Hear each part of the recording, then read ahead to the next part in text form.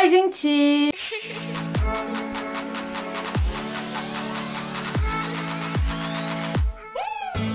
J'espère que vous allez bien. Aujourd'hui on se retrouve pour une nouvelle vidéo et on se retrouve pour une JVDT. Suite à ma vidéo sur Kim Kardashian, vous m'avez demandé de faire une série avec toutes les Kardashian et leur parcours. Avant de faire les sœurs, je trouve quand même que c'est plus important de faire Kris Jenner parce que c'est quand même la daronne, c'est celle qui a un peu lancé les Kardashian là-dedans. Avant que la vidéo commence, vous savez déjà, n'oubliez pas de liker et de vous abonner. Pour les 250 000 abonnés, il y aura le week-end de JVDT, donc ça arrive très bientôt, donc n'oubliez pas de vous abonner, c'est très important. Et c'est parti. Kristen Mary Houghton est née à San Diego aux États-Unis et elle a actuellement 65 ans. Je pensais pas du tout que Kris Jenner avait 65 ans. Elle est née le 5 novembre, donc elle est Scorpion comme moi. En ce qui concerne l'enfance de Kris, elle avait une enfance quand même assez bien puisque son père était ingénieur. Ses parents se sont divorcés quand Kris était très jeune, elle avait seulement 7 ans et du coup Kris a commencé à vivre avec sa mère et sa sœur. Donc je vous préviens, vous n'allez pas avoir une lumière très bien parce que ça fait que changer, il y a plein de nuages qui passent. En ce qui concerne le parcours de Kris, professionnellement, elle a touché un peu à tout. Elle a commencé en travaillant dans le magasin de vêtements de sa mère, puis dans un magasin de bougies qui appartenait à sa grand-mère. Et elle a également travaillé dans un magasin de donuts. Et c'est pendant tout ce temps où elle a travaillé dans des entreprises familiales en quelque sorte qu'elle a commencé à s'intéresser à tout ce qui était administratif et comment ça marche le fonctionnement d'une entreprise, comment gagner de l'argent, comment économiser de l'argent, qu'est-ce qu'il faut. À ses 17 ans, Kris, en allant en cours, va rencontrer Robert Kardashian. Dans une interview au New York Times, on apprend en fait que Robert, il a dragué pas mal, mais que Kris était pas vraiment intéressé, mais finalement ils se sont mis ensemble. Quelques années après avoir fini le lycée, Kris Jenner a travaillé comme agent d'escale chez American Airlines et elle dit qu'elle a travaillé là-dedans car c'était un travail très classe où les femmes étaient très apprêtées, très jolies, en talons, maquillées. Ayant 22 ans, elle décide du coup de se marier avec Robert, donc c'était en 1978. Robert, lui, il avait 34 ans, elle en avait 22, mais ça n'a pas du tout dérangé les parents de Kris ni personne, puisque je pense qu'à l'époque c'était quelque chose de vachement plus normal que maintenant, puisque de toute façon maintenant tout le monde chipote pour les différences d'âge, voilà, il y a un gros tabou. À cette époque, du coup, comme je vous ai dit, il avait 34 ans et sa carrière marchait très bien. Il était avocat, mais il en avait un peu marre, donc il a fait une pause et il s'est lancé dans l'industrie de la musique en tant qu'homme d'affaires. Et Kris, en étant avec lui, du coup, ben, elle aussi, elle avait quand même pas mal d'argent et ils étaient vus avec des personnes un peu de la haute société. Kris a dit dans une interview qu'elle a toujours rêvé d'avoir 6 enfants et avec Robert, ils en ont eu 4. Pendant leur lune de miel, Kris est tombée enceinte de Kourtney qui est née en 79, puis ensuite Kim est arrivée en 1980, Chloé elle est née en 1984 et Robert, le seul garçon, est né en 87. Bien sûr, avec 4 enfants, elle avait clairement la vie typique des femmes de l'époque, c'est-à-dire qu'elle ne travaillait pas, elle était à la maison, elle s'occupait des enfants et de la maison. Et ça va être à ce moment que Kris Jenner va se rapprocher de Nicole Brown, qui va être une personne assez importante dans la vie de Kris. Nicole est tout simplement la femme de O.J. Simpson. Pour ceux qui ne connaissent pas O.J. Simpson, c'est un ancien footballeur très connu aux États-Unis, mais il n'est pas juste connu pour le foot, il est connu pour avoir assassiné son ex-femme qui est du coup Nicole Brown. Retenez cette information, je vais vous en reparler juste après. On est actuellement du coup fin des années 80 et il faut croire que le couple avec Robert ça n'allait pas trop puisque Kris a eu une petite aventure avec Todd Waterman, chose que publiquement ça s'est su seulement en 2012 quand Kris l'a dit dans son livre, puisque bien sûr faut bien monétiser tous les dramas familiales, n'est-ce pas, et c'est vraiment le petit truc des Kardashian. D'ailleurs, en parlant de drama, Kris avait revu Todd en 2012, donc soi-disant par hasard, et il y a quelqu'un qui n'a pas été très contente, c'était du coup l'ex-mari de Kris à l'époque qui était Caitlyn Jenner, et ça avait fait pas mal de drama le fait que Kris revoit l'homme avec qui elle avait trompé son ex-mari. Bref, malgré que nous on l'a su pour cette tromperie seulement en 2012, Robert, bien sûr, il l'a su vraiment pas très longtemps après et ça a déclenché une embrouille pas mal gigantesque puisqu'un divorce s'en est suivi. Il a fait la demande de divorce du coup et qu'est-ce qu'il a fait juste après? Robert, vraiment pas très cool, il a bloqué toutes les cartes de crédit de Kris Jenner et je trouve ça vraiment dégueulasse, sachant que ok ils étaient plus ensemble mais elle était quand même mère de leurs 4 enfants. Et Kris a dit dans son livre que ça a été un moment très dur pour elle puisque voilà elle avait ses enfants mais que ça a été comme un électrochoc parce qu'elle s'est vraiment rendue compte qu'elle ne voulait plus jamais dépendre d'un mec et qu'il était temps de bâtir sa carrière et qu'elle-même devienne quelque chose sans passer par un homme. D'ailleurs à ce moment elle disait ne plus du tout vouloir un mec, se concentrer sur sa famille. Seulement 2 semaines après elle a été aperçue avec qui? Caitlyn Jenner. D'ailleurs, petite pause dans la vidéo, Caitlyn Jenner était avant Bruce Jenner. En 2012, elle s'est déclarée en tant que femme transgenre. Donc, en respect envers son choix, je vais l'appeler Caitlyn Jenner et non Bruce Jenner. Je voulais juste vous préciser que je me suis renseignée sur internet si Caitlyn, ça lui dérangeait ou pas que des photos d'elle dans le passé soient diffusées, utilisées, et j'ai lu que non. Donc, c'est pour ça que je me suis permis de mettre des photos d'elle avant quand je parle d'elle au passé. Kris Jenner avait 4 enfants à ce moment-là et quand elle a rencontré Caitlyn Jenner avait également 4 enfants de son côté. D'ailleurs, petit fun fact, le nom des 4 enfants de Caitlyn,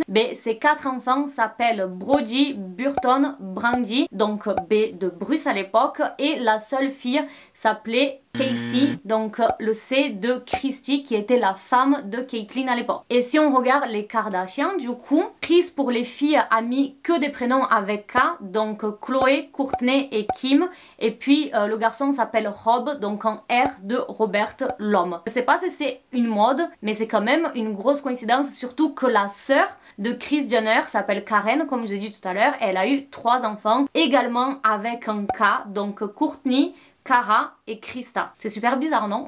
Bref, dès que Kris et Caitlyn se sont mis ensemble, Caitlyn a direct été chez Robert Kardashian et a dit écoute, maintenant je suis avec Kris, tu vas vraiment faire vite ce divorce, elle veut plus aucun argent de ta part, juste finalise le divorce et laisse-nous vivre tranquille. Et dès que le divorce a été finalisé en 1991, la même année, Kris et Caitlyn se sont mariés, donc ça a été vraiment très rapide, ça faisait à peine 5 mois qu'elles se connaissaient toutes les deux. Le souci c'est que Caitlyn avait pas trop d'argent, voilà, c'était une ancienne athlète et sa carrière était finie, et Kris Jenner elle, elle avait absolument rien et ils avaient actuellement 8 enfants à élever, donc c'était vraiment très compliqué financièrement. Et Caitlyn à ce moment là elle faisait des sortes de discours de motivation pour motiver les gens, pour être positif, tout ça, mais c'était quelque chose de très amateur qui fonctionnait très peu, et c'est là que Kris Jenner, la manager, la femme d'affaires, rentre en jeu. Kris Jenner elle va faire une sorte de media kit, c'est comme ça qu'on appelle ça maintenant dans le monde de l'influence, tout ça, et elle a fait comme des CV où elle mettait en avant tout ce que Caitlyn faisait, points forts, qu'est-ce qu'elle pourrait apporter à l'entreprise, tout ça. En plus de ça, elle a demandé à ce que ses proches filment les discours de motivation de Caitlyn. Elle a mis ça dans des cassettes ou dans des DVD, CD, je sais pas c'était quoi à l'époque. Déjà son CV, elle a imprimé en 7000 exemplaires et elle a tout envoyé par la poste aux plus grandes entreprises telles que Coca-Cola, Pepsi, Nestlé, Visa. Et est-ce que vous pensez que ça a marché? Oui, il y a eu plusieurs marques qui ont appelé, qui ont été intéressées, et Caitlyn a pu décrocher plusieurs contrats et leur vie a vraiment commencé à changer à ce moment-là. Certes, une fois de plus, ils étaient toujours pas riches milliardaires comme maintenant, mais ils ont pu avoir une vie un peu plus tranquille, surtout en ayant 8 enfants. Et Kris s'est pas arrêté juste là. Caitlyn s'était aussi investie dans des sortes de DVD de sport. Vous voyez le truc vraiment à l'ancienne, des cours de pilates que vous mettez le DVD et vous faites pareil comme nous avec YouTube. Et Kris a fait exactement la même chose. Elle a fait la pub de ces DVD de sport, a envoyé à plein de gens et ça a marché encore plus. Vous vous rappelez que je vous avais parlé de l'amie de Kris, Nicole. On va enfin du coup rentrer un peu plus dans les détails. Ça s'est passé en 1994 en juin. Nicole et son amie ont été assassinés chez Nicole et O.J. Simpson était le plus gros suspect. Faut savoir que Robert était un des avocats de O.J. Simpson, puisque rappelez-vous, O.J. Simpson et Robert étaient vraiment meilleurs amis. Et Robert étant avocat, bien sûr, logiquement, il a aidé son ami à s'en sortir de tout ça. Et ça a été un moment très dur pour Kris parce qu'en plus de perdre vraiment sa meilleure amie en quelque sorte de l'époque, elle a dû accepter le fait que son ex-mari était en train de défendre le présumé tueur de sa meilleure amie, puisque Kris était persuadée que O.J. Simpson était coupable de ce meurtre. Et d'ailleurs dans son livre elle va faire de révélations, le livre dont je vous ai parlé, où elle dit qu'en fait le jour de l'assassinat de Nicole, Chris était censé voir Nicole et que d'après elle, Nicole lui amenait des preuves comme quoi que Nicole était victime de violences conjugales. Ça fait froid dans le dos de savoir qu'elle est sûrement décédée le jour où elle comptait tout révéler à quelqu'un et enfin prendre son courage, mais c'était trop tard. Malgré qu'il y ait beaucoup de preuves qu'il inculpait, ben il a été innocenté. On m'a déjà demandé de faire une JVDT sur O.J. Simpson puisque j'en avais parlé dans la vidéo de Kim Kardashian, mais il y a un documentaire qui est très complet parce que c'est vrai que je ne peux pas tout résumer en 20-30 minutes de vidéo, c'est impossible. Un documentaire est disponible sur Netflix, je vous le mets juste là, qui est super intéressant, ça retrace absolument tout. Pendant toute cette affaire, Kris en plus était enceinte de Kendall et elle est née le 3 novembre, 2 jours après moi, donc elle est également Scorpion.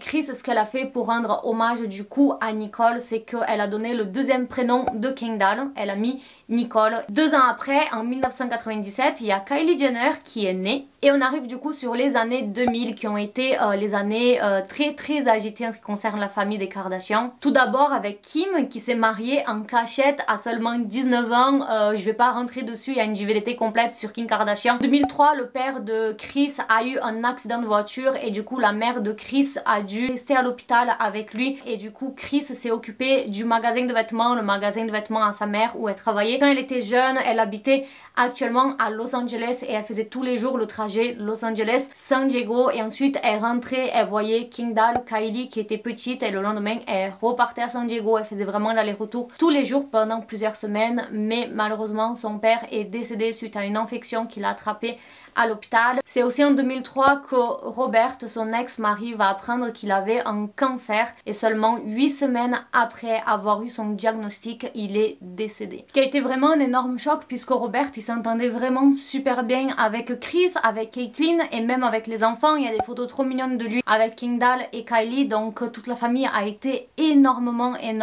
touchée. Et à ce moment, Chris voulait vraiment quelque chose de nouveau, donc elle a décidé d'ouvrir son magasin Smoosh, qui était un magasin pour vêtements de bébé et elle a ouvert ce magasin avec Courtney qui travaillait avec elle à l'époque, elle avait 24 ans. Malgré qu'à ce moment-là, ils avaient vraiment une grande maison et pas mal d'argent, les journées de Chris se résumaient vraiment à être en caisse, conseiller sur les vêtements, ranger, en plus de s'occuper du magasin. Ce que Chris faisait aussi, c'est qu'elle s'occupait de la carrière de Caitlyn en tant que manager, mais aussi de Kim, sa fille. Et on arrive du coup au moment clé où tout va changer dans leur vie avec l'émission Keeping Up with the Kardashians. Je me suis toujours demandé comment ça a commencé, d'où c'est venu l'idée, comment ça s'est passé et je me suis renseignée et je vais vous expliquer tout ça. À l'époque, les téléréalités, contrairement à aujourd'hui, c'était pas du tout quelque chose de super connu. Il y en avait seulement 2. La première c'était The Osbournes en 2002, donc c'était une téléréalité autour d'un chanteur de rock si je me trompe pas, et c'est d'ailleurs de cette télé-réalité là que l'équipe de Paris Hilton s'en est inspirée. Donc la deuxième télé-réalité qui est sortie, c'était Paris Hilton en 2003 et ça je vous en ai parlé dans la JVDT dédiée à Paris Hilton, mais il y avait que ces 2 émissions à ce moment là. Et les amis de Chris disaient Chris, il faut vraiment que tu fasses une émission à ta famille, il se passe toujours des trucs de ouf. Et Chris elle a pris cette idée et elle l'a gardée dans un coin de sa tête. C'est en 2006 où les enfants de Chris ont décidé d'ouvrir leur magasin de vêtements Dash. Et c'est à ce moment-là que Chris s'est dit que ça serait une bonne idée d'avoir une télé-réalité parce que ça aiderait à lancer leur magasin de vêtements. Elle pensait vraiment à tout. Une amie de Chris l'a mis du coup en contact avec Ryan Seacrest qui cherchait une nouvelle émission. C'est un producteur américain très connu. Chris a proposé son idée. Ryan il a été pas mal intéressé. Il a envoyé une équipe de tournage pendant 1 semaine chez Chris et finalement ils n'ont pas été déçus. C'était vraiment très drôle. Il y avait pas mal de contenu. Mais le problème c'est que les Kardashians n'étaient pas très connus. Voilà, il y avait Caitlyn à l'époque qui était une ancienne athlète, Kris Jenner qui était un petit peu connu dans le game, le nom des Kardashians qui était connu par rapport à l'affaire O.J. Simpson, et Kim qui était la styliste de Paris Hilton dont il y avait déjà eu une émission. Et du coup ils avaient un doute. Jusqu'à au moment où la sextape de Kim a fuité. Kim, elle était vraiment pas bien quand tout ça s'est passé parce qu'elle s'est dit que sa carrière était foutue. Elle avait peur aussi de freiner un peu tout ce qui était l'émission, tout ça, mais ça a fait l'effet inverse. Chris a relancé l'émission télévisée et la série a été lancée. Quand le premier épisode est sorti, il y avait plus de 800 000 personnes qui regardaient, et ça juste aux États-Unis. Donc comment vous dire que ça a littéralement explosé. Donc là, il y a vraiment toute une rumeur en mode c'est Kris Jenner qui a fait fuiter la sextape parce que avec Paris Hilton ça a super bien marché. Kris Jenner a toujours dit qu'elle n'a jamais fait ça, que c'est complètement ridicule. Kim, qui a été accusée aussi d'avoir fait fuiter sa propre sextape, a toujours dit que c'est faux, donc ça sera toujours le mystère. Qui a fait fuiter cette sextape? On ne le saura jamais. Au cours des saisons, bien sûr, l'argent rentrait, donc l'émission devenait de plus en plus pro. Et c'est en 2009, c'est vraiment l'année de 2009 que c'était vraiment des personnes publiques au point de ne plus pouvoir sortir dans la rue. Et 2009, quand on y pense, c'est quand même il y a très longtemps. Même si Kris a toujours donné cette image d'aimer beaucoup ses enfants, de tout faire pour eux, et j'en doute pas de tout ça, elle a quand même été pas mal critiquée dans le sens où les gens ont l'impression qu'elle fait absolument tout pour mettre leurs enfants sous la lumière et quitte à les mettre dans des polémiques. Par exemple en ce qui concerne la polémique des lèvres de Kylie, comme quoi qu'elle avait fait des injections, apparemment c'est Kris qui a fait fuiter tout ça. En ce qui concerne aussi la sextape de Kim, tout le monde dit que c'est Kris qui l'a fait fuiter et c'est quelque chose qui a été vachement critiqué. Autre chose intéressante du coup à raconter, c'est sa relation avec Caitlyn qui était sa femme du coup. Pendant les épisodes on voyait clairement que c'était Kris qui s'occupait de tout l'argent de la famille. Bon, c'est vrai que c'est elle qui gère la carrière de Caitlyn, c'est elle qui gère la carrière de Kim et on va apprendre que c'est elle qui gère la carrière de Kourtney, Khloé, Kylie, Kendall, Robert, absolument tout, mais on va revenir après. Et c'est vrai que dans les épisodes on voit Caitlyn à l'époque se plaindre beaucoup de ne pas pouvoir utiliser son argent comme elle veut. Elle se plaignait également beaucoup de ne pas avoir de la place dans la maison pour ses propres affaires et j'ai toujours osé espérer que c'était de l'humour, mais je vous jure quand je regardais les épisodes j'étais vraiment gênée de voir que Caitlyn devait demander pour acheter quelque chose et on va apprendre un peu plus quand le couple va se séparer en août 2013. En 2015, Caitlyn a donné son interview pour ABC News en confirmant que c'était une femme trans. Et 2 mois après, elle a fait un shooting pour Vanity Fair en disant beaucoup de choses sur Kris. Elle a dit qu'elle n'aimait pas la manière dont elle était traitée par Kris, que Kris l'interdisait beaucoup de choses, que c'était vraiment super difficile à vivre, mais des révélations vraiment choc.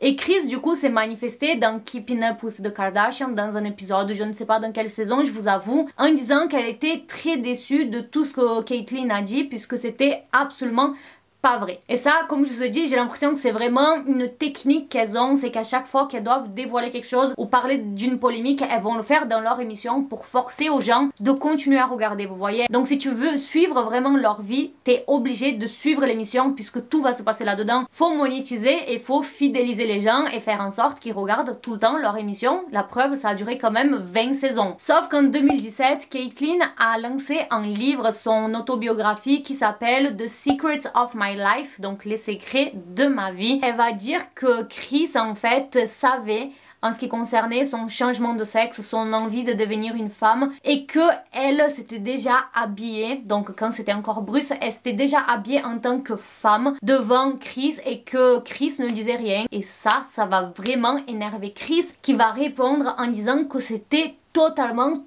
faux. I've never been so angry and disappointed in somebody in my whole life. Mais je pense que leur relation s'est beaucoup améliorée puisque dans la dernière saison de Keeping Up with the Kardashians, puisque la série est terminée, je sais pas si vous êtes au courant, on voit dans cette dernière saison que la fille de Caitlyn va appeler Kris Jenner pour demander des conseils en ce qui concerne sa mère, qu'est-ce que Caitlyn peut faire pour continuer sa carrière, tout ça. Et Kris lui conseille d'ouvrir une chaîne sur YouTube. Ce que Caitlyn va faire, et la première vidéo que Caitlyn va faire, c'est une recette de cuisine. Et avec quel livre? Le livre de Kris Jenner. Kris a aussi dit n'avoir rien oublié de leur relation puisqu'elle est très reconnaissante envers Caitlyn puisque c'est quand même grâce à elle et les deux ensemble qu'elles ont eu Kylie et Kendall et que du coup elle l'aimera pour toujours. Très mignon. En ce qui concerne Kris, elle est actuellement en couple avec un producteur de musique, mais il y a un vrai mystère sur depuis quand est-ce qu'ils sont ensemble. Ils se seraient rencontrés en 2014 à Ibiza à une soirée donnée par Kanye West, mais c'était vraiment très discret et c'est vraiment une discrétion qui s'est installée au cours des années de la série comme je vous ai dit. Avant il s'affichait beaucoup plus, il révélait absolument tout dans l'émission, il y avait des choses vraiment intimes au point que il y a une scène où je crois Kim et Kourtney se frappent dans l'émission, genre elles s'embrouillent mais plus ça part vraiment en couille clairement, j'étais choquée cet épisode. Ce qui explique sûrement la fin de Keeping Up with the Kardashians, parce qu'on commence à voir vers les dernières saisons qu'il y a beaucoup moins de révélations chocs comme d'habitude et beaucoup plus d'activités, des choses pour faire durer les saisons clairement, des choses beaucoup moins intéressantes et croustillantes. Kris Jenner du coup est connue comme la momager, comme je vous ai dit, donc un mélange de maman et manager. Kris est la manager de tous ses enfants et donc elle prend 10% de tout ce qu'ils gagnent. Pour que vous ayez une idée, en 2018, elle a gagné plus de 17 millions juste par Kylie, donc imaginez avec tous ses autres enfants. Et au-delà de l'argent qu'elle gagne du coup en étant la manager de ses enfants, soi-disant c'est celle qui gagne le plus avec l'émission Keeping Up with the Kardashians, même si ils ont tous toujours dit qu'ils gagnaient absolument la même somme, mais j'y crois pas trop. Et ce truc de 10% c'est même devenu une blague entre eux. Par exemple Kylie, elle a une palette qu'elle a appelée 10% avec la tête de Kris Jenner. Kris Jenner avait envoyé des cookies à Kourtney avec des lunettes de soleil écrit 10%, donc c'est vraiment quelque chose qui est resté dans la famille en mode rigolo. D'après Forbes, Kris gagnerait plus de 100 000 $ par épisode. Et de ce que j'ai vu, il y a plus de 200 épisodes qui ont été diffusés. Donc je vous laisse faire le calcul, juste à peu près. D'après Forbes d'ailleurs, son revenu annuel à Kris Jenner serait de 190 millions de dollars. Et en ce qui concerne Keeping Up with the Kardashians, ça s'est fini fin juin 2021, mais vous inquiétez pas, ceux qui regardent, ça ne s'arrête pas là, puisqu'il faut savoir que toutes les Kardashians ont signé un contrat avec la chaîne streaming Hulu qui fait partie de Disney, de ce que j'ai compris, je ne connaissais pas du tout. Quelque chose devrait sortir fin 2021, mais on ne sait pas qu'est-ce que ça va être. Mais c'est pas tout, Kris a également déposé 3 marques, donc Kris Jenner Beauty, Kris Jenner Skincare et Kris Jenner Skin. Et voilà en ce qui concerne le parcours de Kris Jenner, comment elle a commencé, comment elle a clairement bâti son empire. Est-ce que vous étiez au courant de tout ça? Est-ce qu'elle mérite tout cet argent? Dites-moi surtout quelle est la prochaine Kardashian que vous voulez et le commentaire qui aura le plus de likes, je le ferai. N'oubliez pas de liker et de vous abonner, très important pour que le week-end de JVDT arrive et peut-être la semaine de JVDT pour les 300 000. La playlist des JVDT est dans la description si vous voulez aller enchaîner sur d'autres JVDT, il y en a plein. Je fais plein de bisous. Beijo, ciao.